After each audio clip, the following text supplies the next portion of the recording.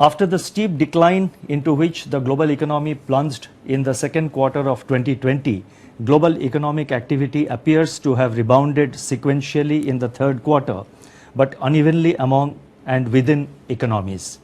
Improvement in manufacturing, labor markets and retail sales powered strong recoveries in some countries, whereas in others a rise in new infections prompted a slower pace of unlocking or reimposition of restrictions, which in turn stalled the upturn. Generally, investment has remained in retrenchment, while consumption and exports have started to improve.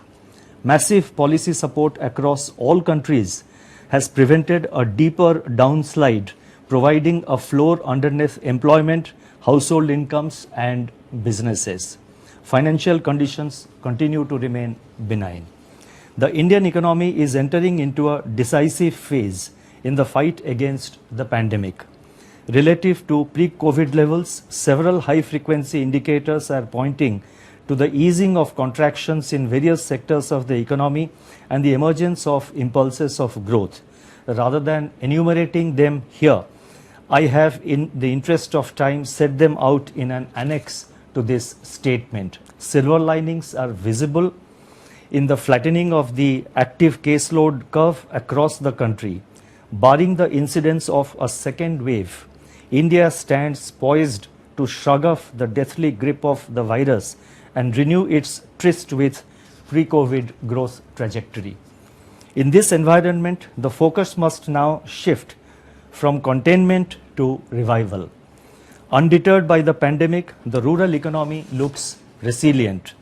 Kharif sowing has steadily surpassed last year's acreage as well as the normal sown area. Improved soil moisture conditions along with healthy reservoir levels have brightened the outlook for the Rabi season. Early estimates suggest that food grain production is set to cross another record in 2021. Job creation under the Mahatma Gandhi National Rural Employment Guarantee Act has provided incomes and employment in rural areas. Meanwhile, migrant labor is returning to work in urban areas and factories and construction activity are coming back to life. This is also reflected in rising levels of energy consumption and population mobility. In cities, traffic intensity is rising rapidly, online commerce is booming, and people are getting back to offices. The mood of the nation has shifted from fear and despair to confidence and hope. Some of this optimism is being reflected in people's expectations.